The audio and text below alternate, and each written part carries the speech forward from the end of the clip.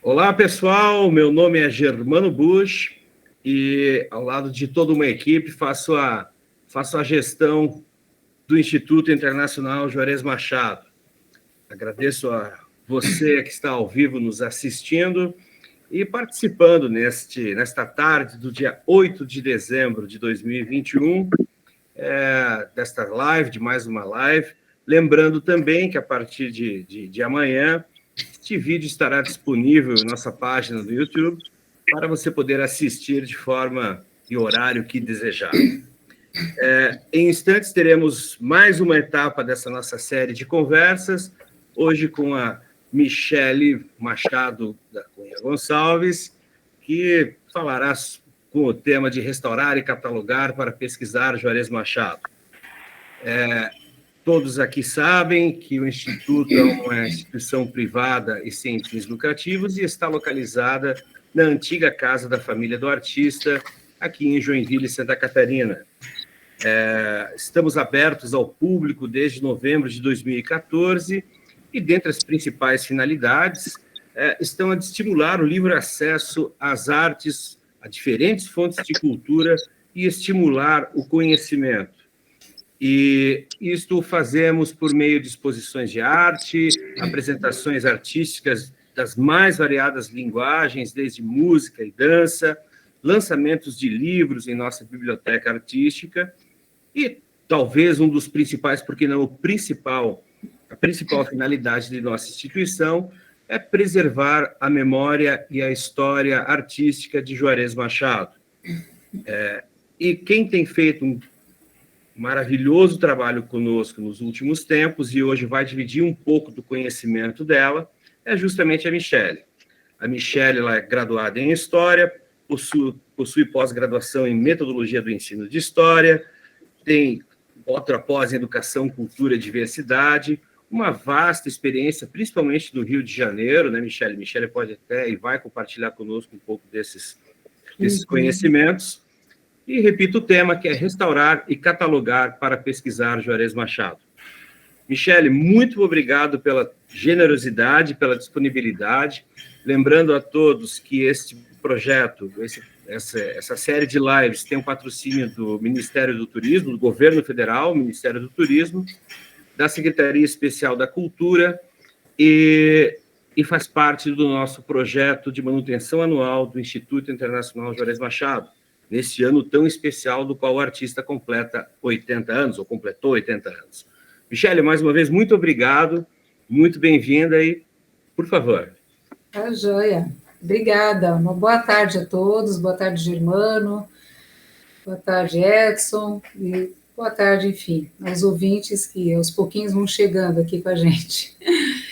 Bem, pensando nesse tema, né, restaurar, catalogar para pesquisar Juarez Machado, foi realmente na linha na tentativa, né, de começar um processo de pesquisa sobre o artista, internacionalmente já conhecido também, né, além aqui de Joinville, e a partir daí começando a pensar e começando o trabalho a respeito disso lá no Instituto, né.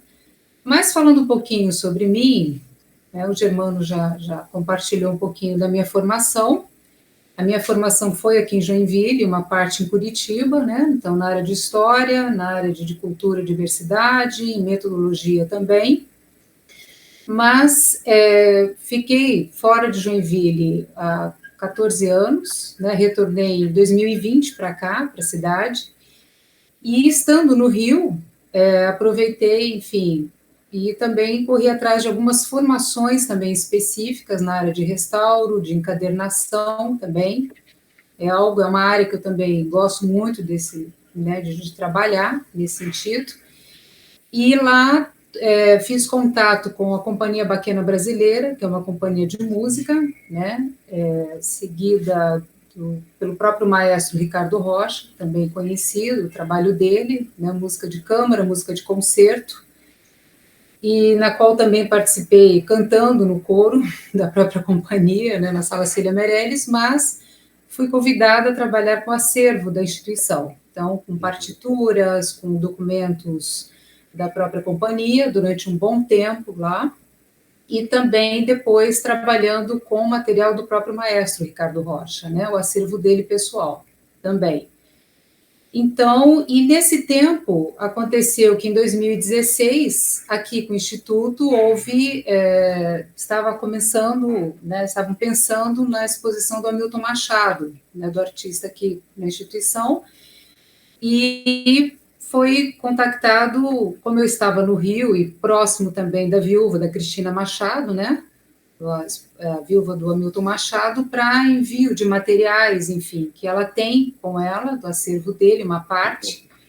Então, a partir daí, através desse envio, em 2017, viemos para cá, né, desculpa, enviado o material, aconteceu a exposição aqui, com a curadoria da Maria Helena, e, a partir daí, o contato com o Instituto foi estreitando um pouco mais, né? E por conta dessa mudança em 2020 para cá, em definitivo, por conta de trabalho e tudo mais aqui, pela questão familiar, conseguimos esse estreitamento, né? Tanto na visitação, quanto nas conversas com o Germano, com o Edson e tudo mais, até que foi proposto a participação, na minha participação também na equipe, com a exposição que vai acontecer ainda no MON, sobre os 80 anos do Juarez, né, em Curitiba. E trabalhando com a parte de pesquisa, que é uma área que, né, já estava engatilhado, eu comecei a perceber que da dificuldade, né, de se resgatar, da dificuldade de se pesquisar o artista. Tem informações soltas sobre, né, mas nada de muito concreto. Então, faltando informações, na verdade, e tudo mais. E comecei a perceber esse material. Então, fui, sim, para compor esse estudo, né, para a exposição, aí através dos catálogos, das fotografias, né, fragmentos das entrevistas que o próprio Juarez foi concebendo ao longo de um tempo. Então, aí a gente, né, mais do que nunca, o próprio Edson e o próprio Germano já tinham detectado essa necessidade que o Instituto tem, além do espaço físico maravilhoso, para quem já conheceu ou pretende conhecer, vale muito a pena, mas faltando a questão da memória, né, a questão de quando você, né, precisa realmente se debruçar sobre o artista, você ter esse material, ter essa fonte, né, de preferência mais assim confiável, mais dentro do que o próprio artista ao longo da sua trajetória ele deixou. Só que esse material ele está disperso, né? Não, tem uma parte aqui no Instituto, uma parte em Curitiba, uma parte no Rio, onde ele tem também o apartamento dele, foi o ateliê dele lá também, em Paris. Quer dizer, então, diante dessa demanda toda, essa necessidade só, né, se concretizou.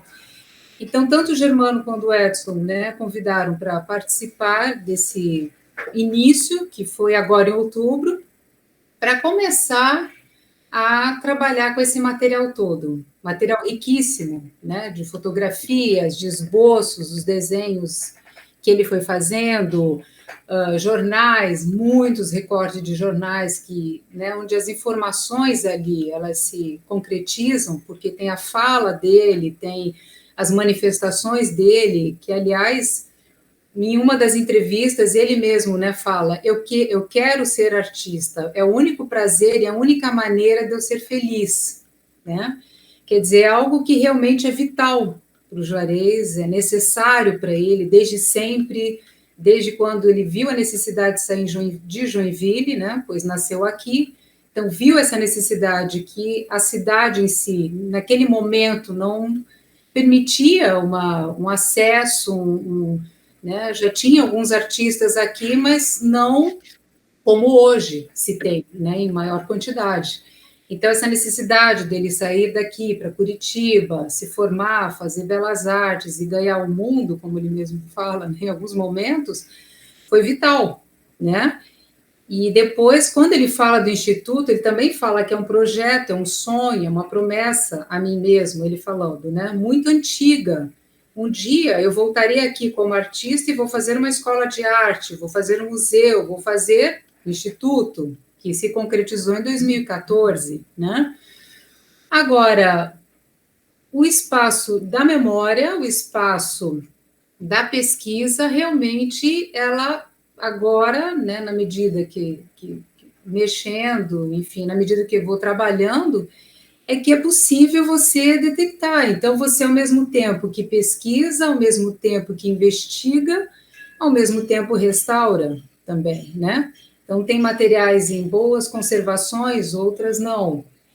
E, como eu falei, é um vasto material. Então, temos aqui apenas uma parcela dentro do que ele se desenvolveu, né? Como todos sabem, ele não ficou só nas telas, só nas obras de arte, nas pinturas, né? Nos óleos sobre tela, nos desenhos.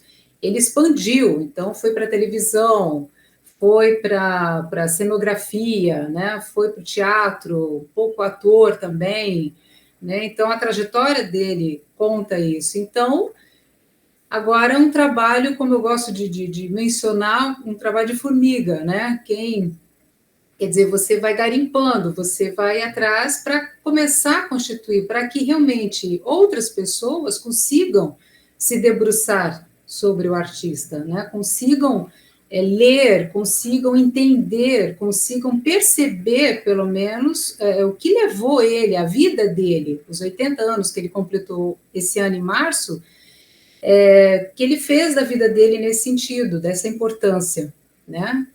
Então, só que na medida que eu vou trabalhando ali e a gente vai conversando ali no Instituto, né, até uma citação que a própria Clara Gershman, né, a filha do Rubens Gershman, para quem não conhece, que tem um instituto lá no Rio, que também foi uma pessoa, um artista extremamente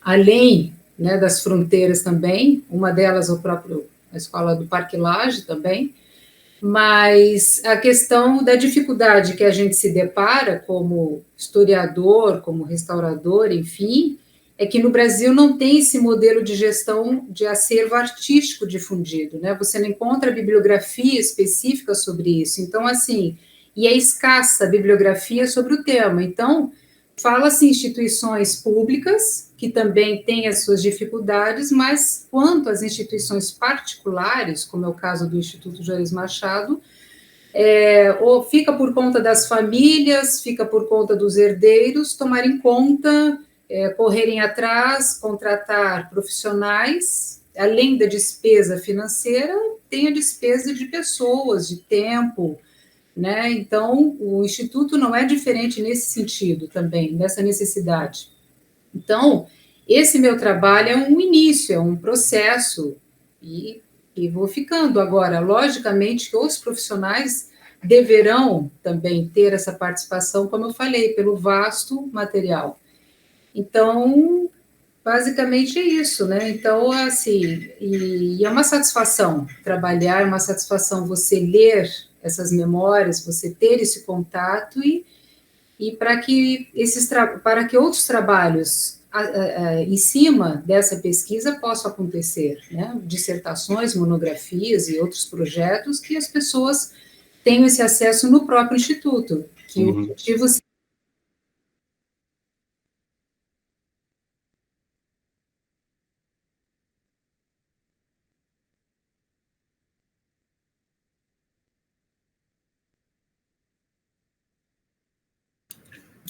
vai dando essa continuidade, né? Quer dizer, um trabalho que começou tudo, mas que vai continuar. Aí, enfim.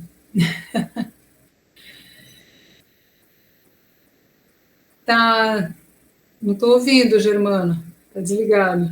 Eu tenho que apertar o botão ali, desculpa. É que entrou uma pessoa de fora e ia bagunçar aqui, eu já dei uma... desliguei, liguei de novo. Já tivemos esse trauma ontem.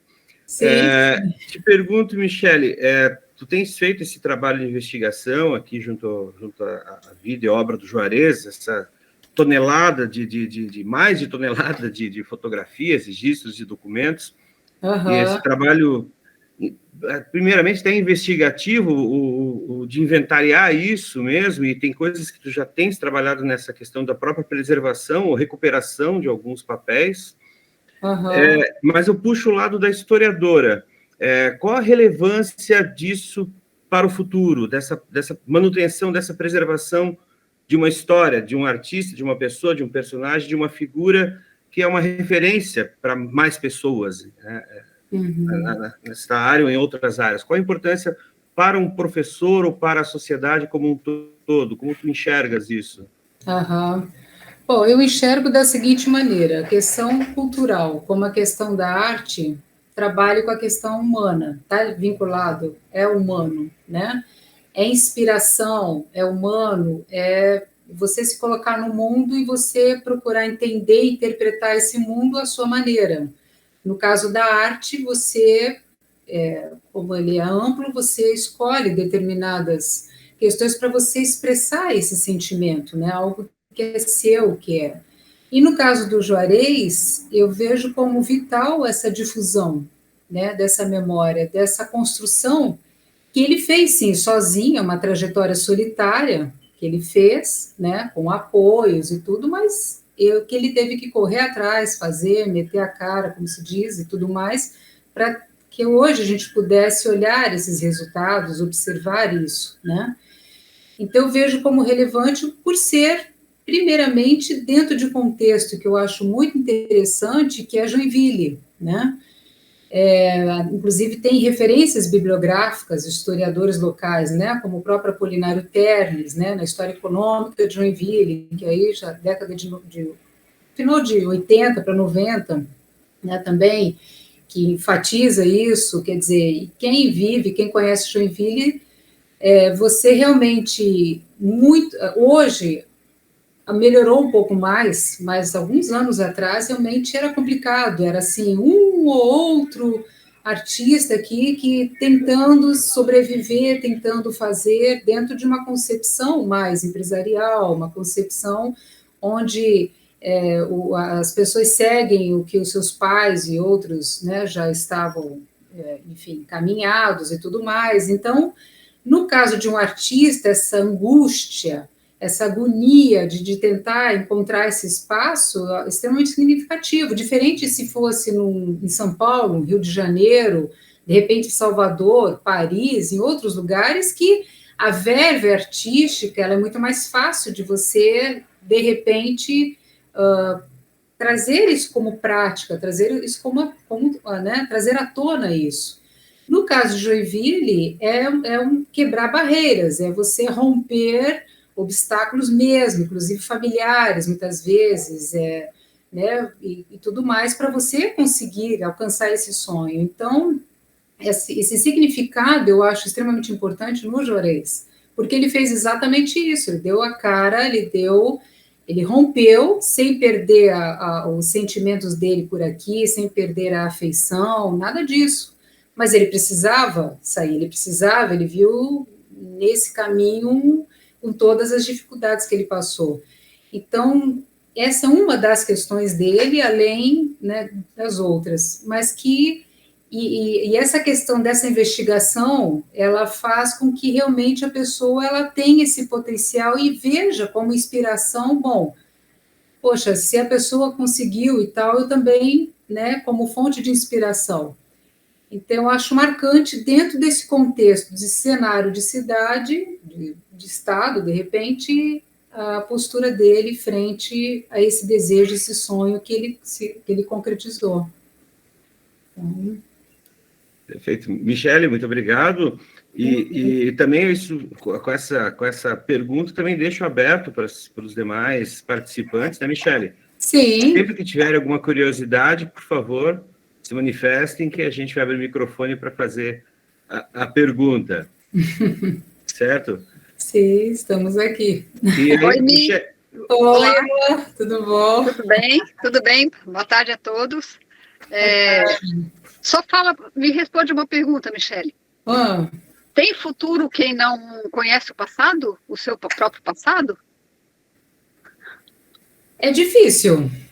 Eu acho difícil. Você não conseguir identificar e você não conseguir perceber esse passado, ao menos, pelo menos tentar entender, né? Mesmo com, de repente, com dificuldades e tudo mais, mas não tem como. Para você seguir adiante, você tem que conhecer essa história, você tem que... Sua história de vida, sua história, seu contexto, é inevitável, até mesmo para você se entender, para você se colocar no mundo, opa...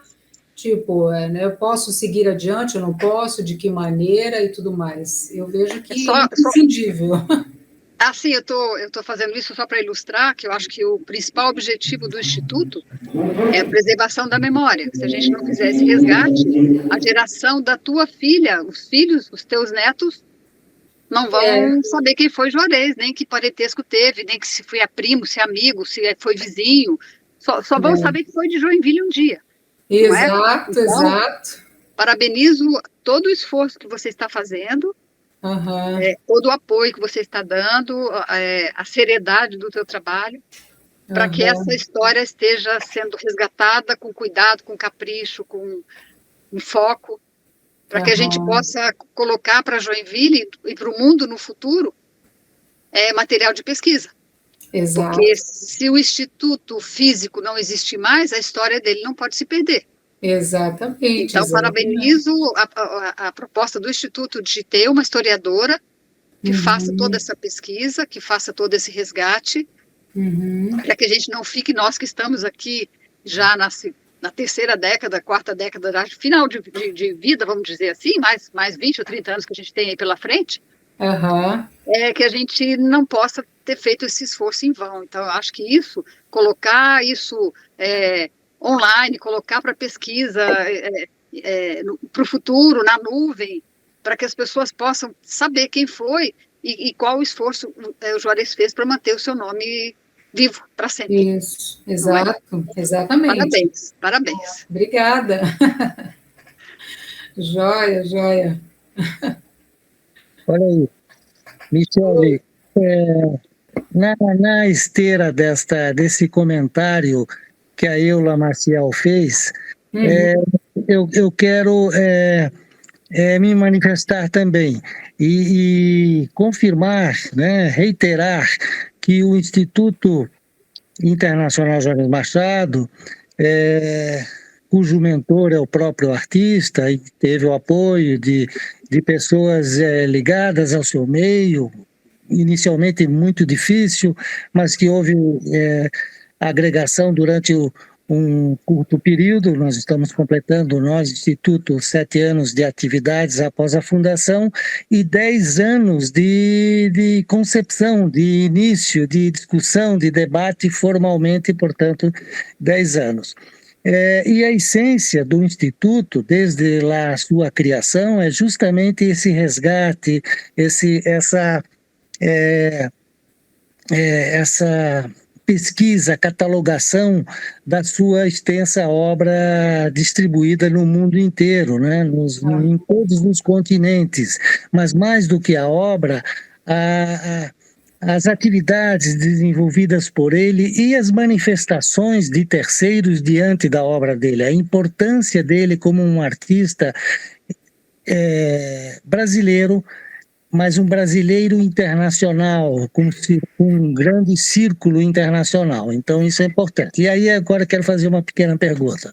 Você é uma historiadora muito antenada, nos dá muita satisfação de conhecer o teu trabalho, lá desde aquelas primeiras pesquisas do artista Hamilton, também um joinvilense, e a partir daí o que você tem levantado de questões no Instituto, né? Um trabalho que você diz muito bem de formiguinha, e até onde eu conheço as formiguinhas, elas trabalham em grupo.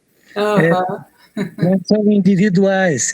Então eu quero que você conte com a equipe do Instituto, né, com as arte educadoras, com a parte administrativa, com todos nós que estamos acompanhando, torcendo e podendo contribuir com o teu trabalho.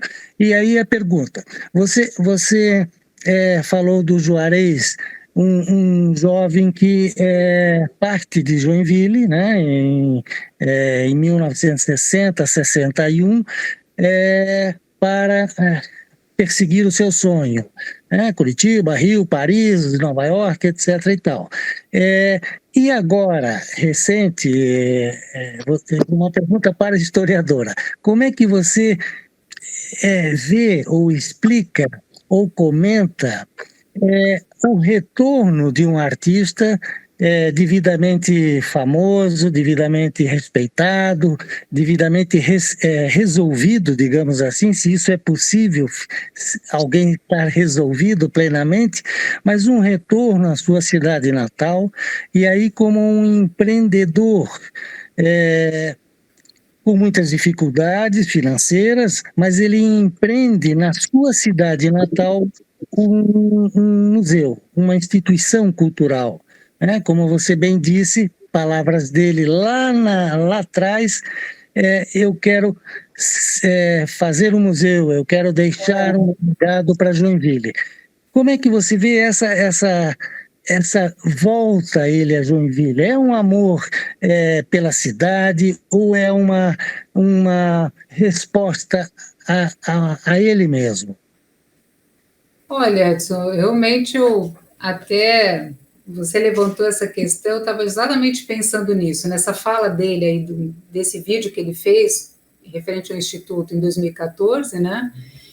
E até hoje, quando eu estava mexendo ali, trabalhando com alguns recortes de jornais ali, de 98, 90, ali, nas inaugurações, tanto do teatro quanto e tal, que ele menciona exatamente isso, né? Quer dizer, essa necessidade desse retorno, esse amor pela cidade e tudo mais. Eu acho, pelo que, até agora, do que eu tenho lido, do que eu tenho ouvido, né, nessas entrevistas dele, pelo menos o que eu percebi até então, pode ser que mude, não sei, né, porque pelo material, enfim, no momento, mas num primeiro momento, essa saída dele foi de romper e correr atrás e, tipo, a cidade deu, não aguento, né, fechada e tudo mais. Bom, ganhou o mundo, fez, correu, foi, tal, só vim aqui visitar a família,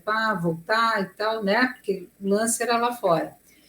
Com esse pensamento e com essa concretização do Instituto, já vejo o quê? Já realmente uma certa preocupação, apesar de que em nenhum momento interessante, assim, ele fala das exposições que vão acontecer, né, no Instituto, dos convites de outros artistas, amigos ou não, né, estrangeiros ou nacionais e tal, compartilhando ao mesmo tempo escola, enfim, como meio de formar outros artistas, né, de auxiliar nesse sentido também nessa formação.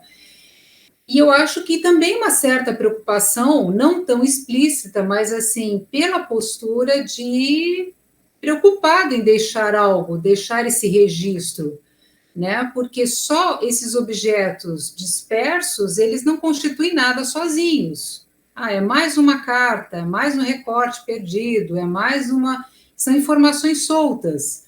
Então, de repente, vendo que, bom, peraí, um lugar onde fica ali registrado, dentro da cidade, na cidade que ele nasceu, com lembranças, sim, da sua infância, da sua adolescência e tudo mais, e podendo aqui concentrar tudo que ele conquistou lá fora, é uma certa preocupação, pelo menos é o que eu percebo, e também com a idade, vai assentando, vai agora mantendo o que foi conquistado, é uma preocupação de deixar isso mais alinhado, de repente, mais amarrado, apesar que não foi falado isso explicitamente, mas pela postura, por essa preocupação, acho que vai além de abrigar outras exposições, de promover outras, tem a ver com essa concentração, com esse pensar e, ao mesmo tempo, já mais relaxado, né? Não com aquela verve jovem de sair, né? Não, já mais comedido, já mais, bom, agora eu consegui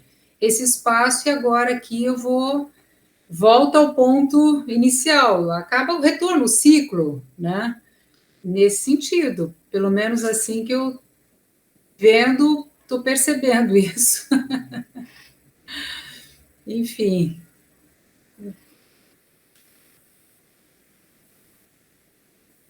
Sim, eu entendi plenamente, e concordo, e é por aí mesmo.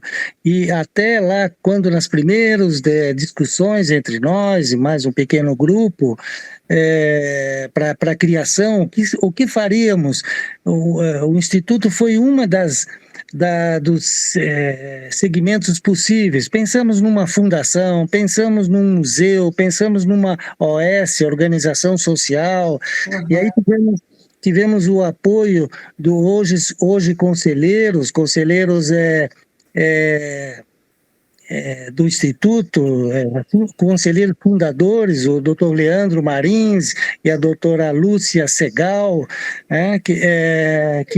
que formataram esses documentos para a instituição. E pensamos muito para chegar até no formato de um instituto, mas baseado, sim, no Instituto e na preservação da obra do Portinari por seu filho, né, que é um trabalho cuidadoso, primoroso de preservação da obra do Portinari. Pensamos em Tomi-Otaki, né, o Instituto Tomi-Otaki. Então, esses formatos, de certa forma, nos inspiraram para que tivéssemos essa qualidade que hoje o Instituto se propõe a desenvolver. Né? No Zanini, Instituto Zanini, lá no interior do Rio de Janeiro. Você citou Gershman. O Gershman teve uma ocasião que veio a Joinville para uma exposição no Museu de Arte de Joinville e ficou... isso aí também é bastidores. Ficou ocupado, dormiu uma noite, ele trouxe gravuras, aquelas gravuras da época dos anos 70, 80, ficou hospedado uma noite na casa que era do Juarez, a casinha em Chamel, que ele preservou, que ele cuidou. Como ateliê, né? Que ele pensou. Como ateliê lá em cima do morro. Então, esse cuidado com a questão da memória, e aí eu quero reforçar a importância do teu trabalho e a ancestralidade do Juarez a partir de Joinville, a coisa da memória, né? Joinville ainda tem, ainda bem que tem uma certa referência da memória histórica dos seus imigrantes, vide o trabalho primoroso desenvolvido pelo Arquivo Histórico de Joinville, de preservação e do cuidado e do respeito com a história. E aí eu vejo que você, dentro do contexto do Instituto, é uma peça fundamental, Michele. E aí, mais uma vez, reforço a nossa contribuição dentro do que for possível e um apelo para que a comunidade possa agregar-se a esse grande projeto de preservação do trabalho não apenas de um artista, mas de um movimento cultural, de uma época, né? De uma ancestralidade, mas também do que o Juarez representa como a antropologia da cidade naqueles anos que ele seguiu e nos anos agora que ele retorna à sua cidade, não fisicamente, ele está muito pouco aqui, está em Paris, onde vive, mas deixando um trabalho importante de disseminação da cultura, das artes, do conhecimento, da educação artística. Exato. Muito bem, Michele. Obrigada. Muito bem, Germano, que administra esse complexo todo. Todos nós. Todos nós. E dentro dessa ideia mesmo, né, Michele, quando a gente pensa, pelo menos... De modo até, saindo um pouco até da instituição, ou do Juarez, com quem nós trabalhamos mais diretamente, e renovo, para quem está assistindo a partir de agora, aquela provocação feita, inclusive, pela Eula, da importância dessa preservação, da importância da gente fidelizar ao máximo a história a partir dos personagens que a gente tem ainda. Porque nós temos o Juarez em vida, Edson em vida e muitas pessoas em vida. E quando tu, daí, como profissional, esbarra numa situação de que já não tem tanta veracidade, não digo veracidade, mas de ter que pesquisar também o porquê desta fotografia. Te dar um exemplo estúpido para todos aqui. Vamos, eu e Edson, para Paris e tiramos uma foto em frente à Torre Eiffel. E essa foto a gente imprime e joga num canto. Daqui a 30, 40, 50 anos, alguém vai pegar aquela foto e vai dizer, pô, peraí, acho que é o Germano, eu acho que é o Edson. São os dois. Pô, estão em Paris, tem uma baita torre atrás. Mas o que eles estão lá? Que ano era? Qual o contexto disso? Foram lá para passear? Foram lá para visitar o Juarez? Foram lá para fazer algum trabalho do Instituto? Se encontraram lá por qualquer razão? Enfim, a gente não vai ter nenhuma referência a partir de uma simples fotografia, entende? Sem algum registro, sem algum contexto, sem alguma memória para ela. Então, queria que tu destacasse, de alguma forma, a importância da gente ter esse tipo de situação, ter esse tipo de trabalho, quando ainda podemos ouvir as histórias sobre um documento, sobre uma fotografia, sobre um livro, sei lá, sobre alguma situação.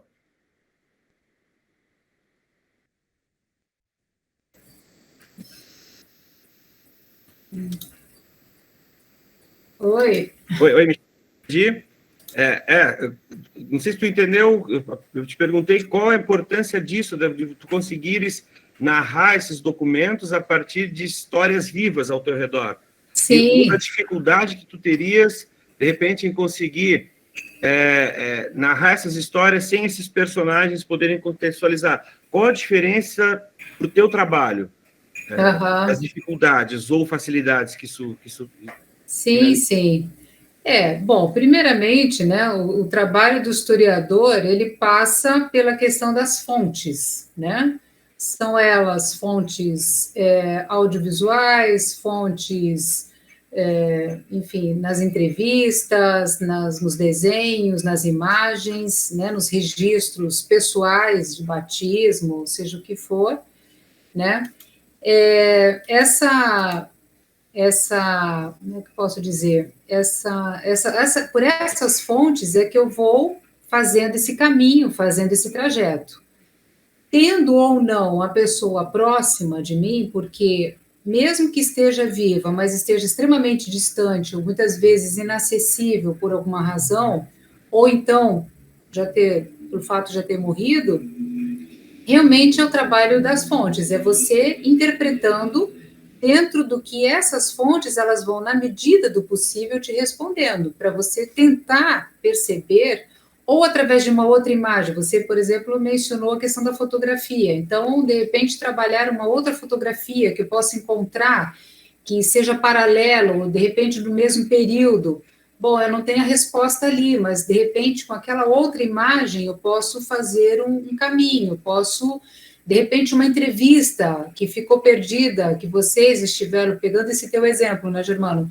De repente, uma entrevista que vocês concederam, ou então uma conversa totalmente assim, enfim, que ficou registrado também, ou por carta, ou por WhatsApp, vamos por daqui a alguns anos, isso já vai se tornar obsoleto também. Então, alguma informação dessas que eu vou fazer como uma espécie de quebra-cabeça, né? Assim como o trabalho de um arqueólogo e tudo mais, quer dizer, eu vou juntando essas peças para poder fazer essa leitura, né? Então, eu só vou poder interpretar, só vou poder chegar nessas fontes dentro do que elas também quiserem me responder e estiverem com essa abertura, né? Não posso eu sozinha, eu acho que isso, jamais, não posso fazer isso. Agora, é um trabalho mais complicado, diferente de quando você tem esse artista, ou essa pessoa aqui, perto de você, onde você, a qualquer momento, escuta, olha só, você, naquela tua entrevista, você mencionou isso, isso, aquilo. Então, que foi isso que eu senti no início, né, até, quando o Juarez ainda estava no Rio, antes de ir a Paris, né, que ele estava mais debilitado ali, né, fisicamente até. Então, assim, alguns momentos, até mandando em áudio umas perguntas ali, mas só que a memória também da pessoa, em algum momento, também está ficando mais complicada, mais crítica, já não está conseguindo uma rapidez, né, até para responder. Então, perguntas ficam no ar. Então, a não ser que você tenha essa pessoa muito presente, aí tudo facilita, né? E disponibilidade. Agora, quando não se tem, vivo ou morto, aí fica mais. Então, você tem que fazer esse mapeamento sempre das fontes, o que elas vão te responder. Por isso que, às vezes, é um trabalho lento, não é um trabalho automático. Aliás, esse tipo de trabalho, como, né, está sendo feito no Instituto e tudo, é um trabalho gradativo, um trabalho lento. Então, você não tem, num primeiro momento, pode ser que aconteça, em outros momentos, não. Então, é um trabalho realmente tem que estar atento, tem que estar percebendo que, de repente, não está tão aparente, está subtendido. Então, de repente, é ali que a informação pode, né, pode realmente ficar ali, tá contido ali, né? Então, é percepção, é isso, né? A todo momento, a todo momento. E dentro dessa, e também saindo, perfeito, mas e aí puxar um pouquinho pro que há de contemporâneo, nessa velocidade de perda até mesmo de informações. A gente vive, penso eu, em um momento em que há um excesso de informações, ou um excesso, aliás, há uma facilidade extrema para a busca de informações, e por haver esse excesso, também as fontes ficam cada vez menos confiáveis, talvez, né? Sim. E as pessoas perderam um hábito que, pelo menos eu, que já passei um pouquinho dos 40, via nos meus pais, e até eu tive um pouco isso, da gente ter os registros, ter uma fotografia impressa e guardar essa fotografia em um álbum, em uma sequência cronológica e assim por diante. Desde primeiros aniversários até momentos importantes em família, ou situações. Eu fui músico um tempo, então eu tenho as fotos de eu tocando, mas eu não tenho os vídeos, eu não tenho nada, porque no meu tempo não tinha isso. Como você vê, de repente, o desafio para o historiador daqui para frente na busca dessas fontes, né? Tu acha que vai ficar mais difícil pelo excesso de informações, excesso de fontes, ou ficará mais fácil? Dependendo de como essas fontes estarão disponibilizadas, né? Quer dizer, gradativamente vai realmente ficar nesse plano do tecnológico, né? Pela mesma forma, desses documentos hoje que eu tenho mexido, quer dizer, para até mesmo uma melhor conservação, por exemplo, jornais, que o tempo de vida de um jornal é curtíssimo, né? É para ser lido ali e pronto, acabou. Não dá para ficar armazenando muito tempo, a gente começa a perceber pela textura do papel e tudo mais, só um exemplo. Então, tem que passar o quê? A tendência vai ter que o quê? Digitalizar, entendeu? Então, a questão vai ficar mais no campo da informática mesmo, quer dizer, a questão é a gente confiar na questão da própria informação nesse contexto. Agora, não necessariamente vai ficar difícil, não. Se na medida eu for digitalizando, for usando mais esse aspecto da informatização, vai ficar da mesma maneira, quer dizer, pode se tornar fácil ou não, quer dizer, não necessariamente essa dificuldade vai se alterar ou modificar pelo fato de eu mexer manualmente naquele material ou eu ver pelo próprio computador, né, essa informação. Pouca mudança, na verdade. A questão é o acesso, a questão é você ter, seja digital ou não, né, esse registro. Como acontece, por exemplo, como você falou, muito também da fotografia e tudo mais, pouquíssimos vídeos, eu também, passando dos 40, né, a gente não tem quase vídeo, nossa, é muita coisa da própria memória ou da própria fotografia, em sua maioria, ou correspondências, cartas ainda e tudo mais, né? Ainda a gente pegou um pouco isso. Datilografado. Agora, não adianta nada eu também não ter acesso a isso, mesmo informatizado, mesmo manualmente falando. Quer dizer, não vou ter essa informação. Queimar um álbum de fotografia, se pegar um incêndio, uma coisa, eu vou perder. Então, vai ser um registro que eu... né? Tem uma pergunta aqui da Nicole Leite, ela tem uma pergunta bem interessante, dentro disso que até a gente conversou agora. Ela pergunta como seria a conservação dessas fontes de pesquisa, de memória, assim por diante, alguma sugestão da Michele, restauradora, Michele também pesquisadora, mas da restauradora em si. Tens alguma sugestão sobre a conservação dessas fontes, desses documentos físicos, né? Como e onde conservá-los? Tu falaste que a digitalização é uma das soluções, ela pergunta aqui. Ou realmente ainda se considera muito importante também, além da digitalização, a questão da presença física desse objeto da fonte, que é a questão das fotografias. Então, enfim, qual seria a tua sugestão para a conservação desses materiais? Sei lá, botar na questão de umidade, questão de sol, enfim. Sim. Bom, no primeiro momento, com certeza, vai ter que ser fisicamente... Esse processo de restauração e tudo passa pelo processo físico, isso não tem jeito. A digitalização é a etapa final. Ou seja, depois que eu cataloguei, depois que eu restaurei, depois que eu deixei lá extremamente legível, o máximo possível, aquele documento, aí eu vou digitalizar para a posteridade, para que fique armazenado ali. Então, pode incendiar, pode qualquer outra coisa que o objeto em si ele estará preservado.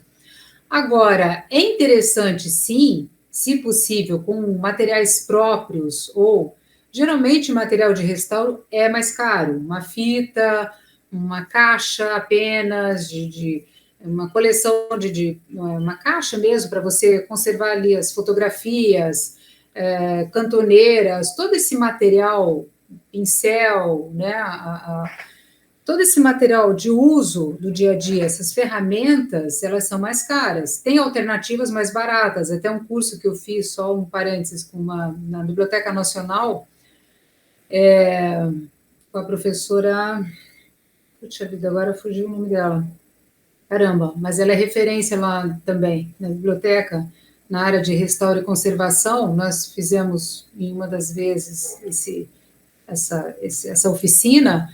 Ela falou, gente, olha só, dobradeira, que é aquele, parece uma espátula branca, por exemplo, você, se ficar complicado e tudo, vai na base da colher, aquela colher que você usa na cozinha e tudo mais, quer dizer, ela foi desmistificando materiais que vão ter essa utilidade que a gente tem no dia a dia, que é mais barato, mas que pode servir para uso, para restaurar, quer dizer. Agora... O ideal, sim, você ter esse registro dessa fonte física também. Por exemplo, se você pega o jornal, como eu dei o exemplo, ele é um material super rápido de consumo, né? Agora, se você pega um manuscrito, se você pega uma carta de próprio punho, como tem ali o Juarez, um bilhete que ele mandou para o Edson, como eu já vi, já xerocado, mas está ali, está o registro, a letra dele, a rasura, volta... e não sei o quê, não é bem isso que eu queria, não era essa a ideia. Quer dizer, quanto mais você tiver essa presença física também restaurada, é interessante, para você perceber ali um pouco daquele dia a dia do trabalho que a pessoa exerceu, né? Assim como o músico, assim como tem no Museu Villa-Lobos no Rio também, registro do próprio Villa-Lobos ali, rasura na partitura. Não era esse, não era, né, a baquena brasileira, não era assim que eu queria fazer, não sei o quê. Quer dizer... Agora, a digitalização ela vem para ajudar nesse suporte, nesse final. Mas o ideal, sim, essa fonte física, ela bem conservada, dentro do possível, ela se mantém. E tu tens, e ela só completou ali, que ela tem dezenas de fotografias, cartas, cartazes, assim por diante. Tu tens alguma dica, assim, de como guardar esse material... de uma forma que ele se preserve mais tempo? Sim, como eu falei, tem os materiais específicos de restauração que você encontra em lojas. Agora, de modo mais em ponto, isso, é entre os papéis. Por exemplo, cartas, que é o próprio papel, é você deixar respirando, você deixar numa caixa, de preferência... num lugar também com menos umidade, o caso aqui de Joinville, né? Para que ele tenha essa respiração, para que ele tenha essa, né? Dentro de plástico, jamais, né? Jamais, o plástico ele sufoca, ele não permite, entendeu? A questão da umidade, o mofo, o fungo e tudo mais, ele só tende a proliferar, entendeu? Então, se deixar ficar em caixa ou em pasta, de preferência, sempre tendo esse respiro. Esse respiro. Para poder, né? Papel é madeira, quer dizer, então é natural, ele precisa, né, desse ar. Tem outra pergunta da Denise, ela que está nos assistindo também, ela faz uma colocação que muitos artistas estão nos assistindo agora, alguns estão nos assistindo, mas também acabarão assistindo essa nossa conversa no YouTube, devem estar assistindo pelo YouTube também. Uhum. Aí, falando não somente, a gente falou agora da questão de fotografias, cartas entre papéis e assim por diante, mas ela pergunta sobre a preservação das suas obras. Ela provavelmente é artista, lógico, se existe também uma questão de proteção de sol, uma questão de umidade também em relação às obras, às tintas e assim por diante. Tens alguma dica também? Com certeza. E é restaurador, aí no caso específico, restaurador de obras de arte, né? São pessoas aí com a questão da tinta, o pigmento, no caso o óleo, ou o nanquim, aquarela, aí a questão de pigmento é específico para restaurador de telas e assim de tela artística, no caso, fugiu um termo agora, meu Deus. Assim como para a escultura, aí são áreas específicas, porque aí são químicas específicas, né? Então, a questão, lógico, no lugar, para desumidificar, isso tem que ficar num lugar totalmente, numa temperatura ideal, para que não crie essa umidade toda, isso é fato. De preferência ventilado também. Agora, dentro da própria obra em si, aí é específico com o restaurador de obra de arte, porque aí ele vai entender dessa química. E o teu trabalho é principalmente voltado aos papéis, que a gente já tinha conversado também, né? Tu tinhas falado ali da Biblioteca Nacional, é a Maria Aparecida, provavelmente. Isso, a Maria Aparecida, exatamente. É uma referência... Ela é baita. Nossa, uma referência fantástica da Biblioteca Nacional. Fantástica, como pessoa, maravilhosa, super esclarecedora. Assim, e é um trabalho fantástico. E aí eu te pergunto também, aproveito para perguntar, porque deve ser curiosidade também, eu não sei aqui, da Denise, que eu falei das obras, né, que ela escreveu aqui das obras, mas também é comum em Joinville, eu acredito que em cidades, principalmente com essa característica de muita umidade, enfim, de aparecer ao longo do tempo nos papéis o que eles chamam, a gente chama de ferrugem, ou aquelas manchas, ou fox, para um termo um pouco mais apurado, mas uma linguagem mais direta e simples. Existe jeito de parar com que essa contaminação se prolifere diante de um papel, às vezes a pessoa tem uma gravura em casa, uma fotografia, e começa a amarelar, e aí as pessoas tentam passar álcool, vinagre, fazer reza braba em cima, e não tem jeito. Tens alguma dica para que isso se conserve ou pare essa... Sim. No caso seguinte, quando você tem a gente chama de lavar o papel, né? A gente passa por um processo químico de lavar. Então, eu trabalhei isso com as partituras, na Companhia Baquiana, que eu falei mais ali no início, no Rio. Então, em alguns momentos, foi necessário, por essa mancha amarelada terem surgido, mas só que a gente fez o banho, secar, planificar, até ficar na forma, e dependendo da encadernação, no caso um livro, uma brochura, também passou por esse processo. Agora, no caso de desenho, no caso de esboço, giz, nanquim, pena, isso não tem como fazer essa lavagem. Imagina, você fez a lavagem, você derreteu, acabou, pode jogar fora, impossível. Então, o que a gente faz? O máximo que, uma vez instalado, é você limpar com aquele pozinho de borracha, quer dizer, você pega um saquinho fininho, que tem, geralmente, telinha monil, um tecido bem fininho, você rala a mesma borracha, então já vem pronto, só que eu estou falando do método mais barato, né? Você faz um saquinho com esse farelo de borrachinha mesmo, amarra ali, e você vai espalhando, você vai fazendo esse movimento em cima do papel e depois vai passando o pincel, aquela trincha, né, para você tirar esse excesso. É uma limpeza mecânica, entendeu? E para que isso, uma vez instalado esse amarelado, principalmente em desenho e tudo, onde você não pode dar esse banho. Agora, uma vez, se realmente o material ainda não foi contaminado, não aconteceu isso, o ideal é preservar, ou seja, antecipar isso. Então, você já deixar isso num lugar que ele possa respirar, sempre limpar, entendeu? Deixar para que evite porque o que geralmente acontece, guarda, bota em caixa, qualquer caixa, bota numa estante, esquece, só vai lembrar, né? Isso é um problema também que a gente tem, também, essa falta de cuidado, porque muitas vezes não se conhece, não se percebe, acha que vai durar a vida inteira e não dura. Né? Então tem essa diferença, entendeu?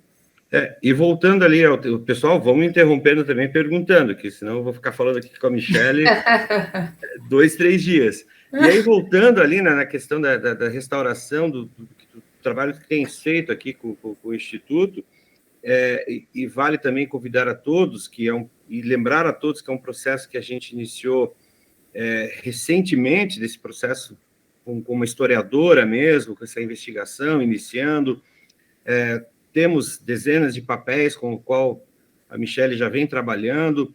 Esse problema de foxing, de amarelamento, é um problema muito comum aqui em Joinville. Então, tivemos o máximo de atenção de justamente já separar esses papéis, enfim, que estavam contaminados, vamos chamá-los dessa forma, né? Para que esse trabalho de preservação, de restauração, enfim, daquilo que fosse preciso, já fosse iniciado e feito. Então, por isso até foi importante a participação da Denise e da Nicole nesse sentido, porque é algo curioso para as pessoas, né? Saber como funciona isso, de que forma a gente pode fazer e saber que, cara, isso é muito comum.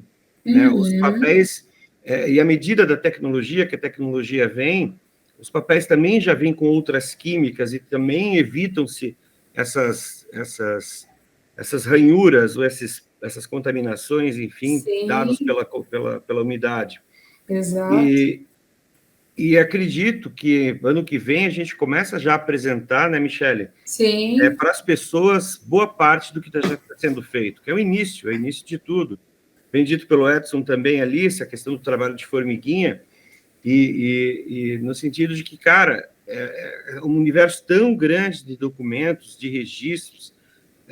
Hoje eu falei do dia 8 de dezembro, então a Michele está trabalhando com as fotografias, com os jornais, né? Trabalhando aqui na nossa sala com outros desenhos, enfim, é um universo muito grande. Então, eu acredito que, para quem está nos assistindo, seja ao vivo agora, ou seja no YouTube no futuro, saiba que os resultados aparecerão. Né? Sim, com certeza. Demoram mais do que a gente realmente quer. Demora. Mas há necessidade de um trabalho para que eles possam ser apresentados, e daqui a 20 anos eles estarem sendo apresentados novamente. Exato. E aquela questão também, né, Germano? Uma vez trabalhando, por exemplo, num material específico, seja num desenho, num recorte de jornal e tudo mais, para também não precisar voltar todo o tempo. Então, você faz, finaliza e guarda, quer dizer, se não fica vai, volta, o trabalho também não rende. Então, por isso que às vezes demora. E sempre um trabalho é diferente do outro. Sim. Entendeu? Uma folha exige mais que a outra, um material exige mais que o outro, mais atenção. E também só acrescentando que ainda tem os livros também que vieram, sim, né, que você e o Juarez, né, Germano, trouxeram lá da Biblioteca Nacional os livros, e alguns estão assim, que eu já tinha deixado em quarentena, quer dizer, estão totalmente assim, com capa solta, com costura, né, que estão lá também numa salinha esperando, porque ali é punk, mas assim, é possível também mexer, alguns... Sim. Né? Mas só que é isso, leva-se tempo, tem que ter paciência, não adianta. E esses livros fazem parte de uma doação, uma generosa doação da Biblioteca Nacional, feita há cerca de 4 anos, 5 anos, que a Michele nos auxiliou justamente na classificação da biblioteca, para que a gente pudesse abrir a biblioteca. A biblioteca está sendo aos poucos enriquecida, a biblioteca Edson Bucho Machado, inclusive. Estamos, daqui a alguns dias, devemos receber uma outra doação de livros do artista, vindos diretamente de Paris. Que maravilha! Eles já estão no Porto, a gente está fazendo agora o desembaraço, junto com o doutor Leandro, que é o nosso responsável pelo jurídico do Instituto, e aos poucos temos... enriquecido a nossa biblioteca com vários títulos. Há um processo que a gente passou a adotar, que para que você que está nos assistindo e queira fazer alguma doação, entre em contato com o próprio Instituto. Há um trabalho técnico em cima desses títulos, enfim, a ideia da biblioteca, o Edson até pode falar um pouco mais na sequência, mas é de uma biblioteca referência na área artística, mas não de pintura, também de gastronomia, mas não só de gastronomia, de música, enfim, que abranja o que tenha possibilidade de todas as linguagens possíveis e imagináveis. Até o Edson, se quiser falar um pouquinho sobre a biblioteca, muito bacana. A Biblioteca Edson Busto Machado, você falou aí, eu acho que foi uma generosidade do irmão Juarez, mas ele percebeu que a minha ligação com as letras, as palavras escritas, tem um significado muito grande. A minha formação é de jornalista e o cuidado com os livros, com as bibliotecas, sempre foi prioridade, também como gestor nessa minha trajetória. Então, a biblioteca deve agregar livros, documentos, informações de artes em geral, de cultura em geral, de arquitetura, você falou de gastronomia, mas também de leis de incentivo, de teatro, de cinema, de qualquer manifestação cultural, de patrimônio histórico, artesanato, teatro,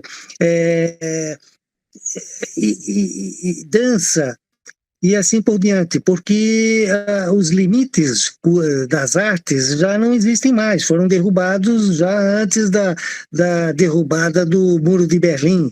Quer dizer, quando se faz artes visuais, abrange tudo isso, e a biblioteca deverá ser um pouco o centro desse tipo de debate, né? Um debate presente, mas também olhando para o futuro. Então, a biblioteca nesse sentido. E aí, Michele, eu quero voltar numa questão que você levantou aí, dos documentos originais.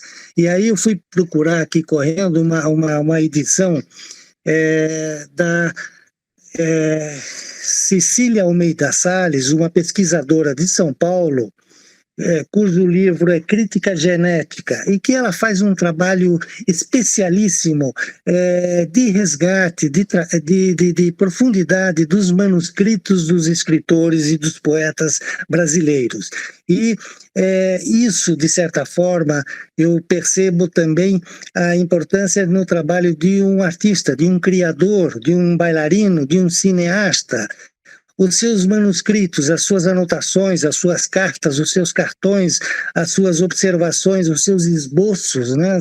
As suas observações informais, porque é ali que está verdadeiramente o esqueleto do cidadão, né? A alma do cidadão, e não já a arte devidamente codificada para ser apresentada ao público. No caso de uma pintura, um cuidado estético. No caso de um cinema, há toda uma equipe que interfere com as suas especialidades, seja na música, seja a fotografia, assim por diante. Então, no manuscrito é que o artista se revela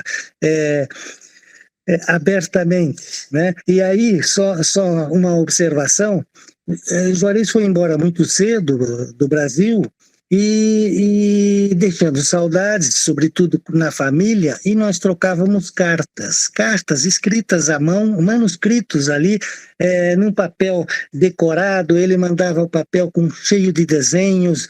Eu, trabalhando já com mail arte postal, interferia nos envelopes, com selos, com adesivos, e fizemos durante um período muito longo Paris, Joinville, através de cartas, né, entre dois irmãos.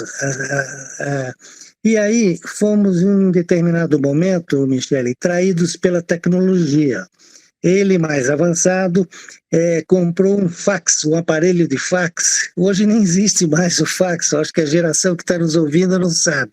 Mas era um aparelho, e me deu um de presente. Então, um em Paris e outro em Joinville, com aparelho de fax. A gente escrevia, continuava escrevendo o manuscrito e colocava, introduzia lá nessa máquina, e essa máquina reproduzia um texto na outra máquina, de Paris para Joinville, né? Só que começamos a usar isso pela rapidez, porque um correio demorava semanas, muitas vezes, um correio internacional. E aí as notícias também se passavam. E o fax tinha essa agilidade da tecnologia, que no mesmo dia, no momento que ele colocava o papel lá, eu recebia o papel aqui com as anotações. Só que o fax desbota. Então, durante um longo período, nós não reproduzimos aquele fax e hoje ele está papel em branco. Tenho aqui umas maleta, e o Juarez teve uma maleta também no Rio e em Paris, de papéis em branco, mas eram as nossas confidências e as nossas observações e os nossos comentários que se perderam historicamente. Então, este é um cuidado que aí vocês falaram em tecnologia, em novos mídias e coisas assim, mas que é necessário, de alguma forma, não pôr todas as informações num só foco, numa só mídia, e, se possível, abrir ao público. O grande estímulo do Instituto é justamente que as pessoas tenham acesso livre às informações das artes, não só do Juarez, repito, mas de todo um movimento cultural na cidade, no país, e assim por diante. Tá? Então, mais uma vez, vamos em frente. Beleza. Não, ótimo mesmo, excelente observação, Edson. É isso. Porque é bem isso, até quando eu fui na sexta-feira, até comentei com o Germano, sexta-feira eu fui, joia, quando puder, fiquei bem curiosa agora também para leitura.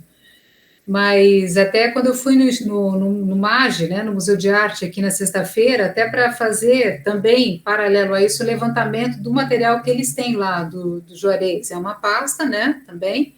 E tem essas cartas que vocês trocaram também por fax ali, só que referente à exposição, enfim, que vocês, breves, assim, né? Olha, não sei o que e tal, rabisco daqui, rabisco dali, tem informações interessantes ali também.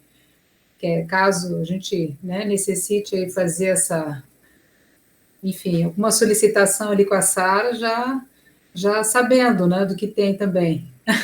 Lembrei. Joia. Perfeito. Pessoal, alguém com mais alguma pergunta? Só reforçando aqui, a Denise, espera só um pouquinho. A Denise pergunta novamente. Não, essa aqui já foi. A Franciele. Isso, está aqui. Tá aqui. Michele, o que você considera como o maior desafio de fazer a catalogação do Juarez Machado? Muitas obras, muitos documentos, muitos registros? Eu acho que é mais... Eu, particularmente, estou percebendo que são mais os registros, os documentos, que envolvem cartas, que envolvem essas séries de documentos aí. Até mais do que as obras, porque as obras até... É mais fácil até de você catalogar, você tem, né, é mais fácil de manter. Eu acho mais desafiador são essas mensagens, essas cartas, as fotografias, os jornais, enfim, tudo que envolve esse tipo de trabalho. Eu acho mais desafiador. Eu acredito, e é mesmo. Bem mais. E vai contar mais, entendeu? Exatamente isso. Tanto os esboços, esse, como o Edson mesmo levantou, muito bem falado, né? Não só o resultado final do trabalho em si, mas todo esse processo inicial, anterior a isso. Isso aí não tem. Perfeito. É isso, pessoal. Michele, mais uma vez, muitíssimo obrigado. Já estouramos aqui o nosso tempo. Agradecer em nome de todo o Instituto. O pessoal está aqui parabenizando. Esse trabalho é muito importante. Estou acompanhando aqui o chat também, então eu que não sou tão íntimo aqui, estou aprendendo também com a tecnologia.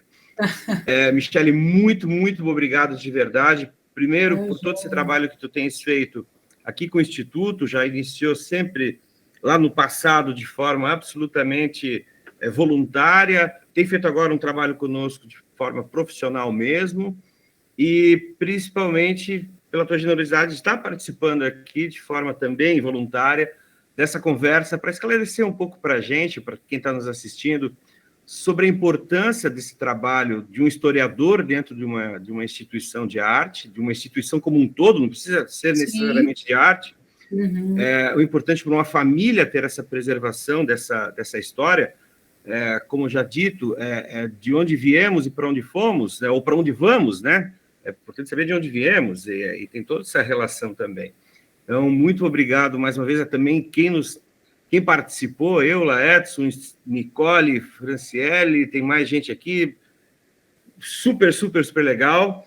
E, enfim, agradecer também, principalmente o Ministério do Turismo, ao Governo Federal, a Secretaria Especial da Cultura, que patrocina esse nosso projeto de manutenção anual do Instituto neste ano de 2021. E, claro, também contando sempre com importantes apoiadores, importantes colaboradores, tanto pessoas físicas como empresas aqui de Joinville, que nos dão a certeza de que estamos no caminho certo, inclusive, lógico, o próprio artista. Tá joia? Gente, muitíssimo obrigado. Obrigado a Caroline Moreira, que está fazendo a tradução de Libras hoje. E, gente, até a próxima. Obrigado, Michele. Michele, alguma coisa ainda? Não? É isso. Tchau, pessoal. Beijo, Michele. Obrigada. Parabéns. Obrigada, Eula. Obrigada a vocês. Tchau, tchau. Tchau, tchau.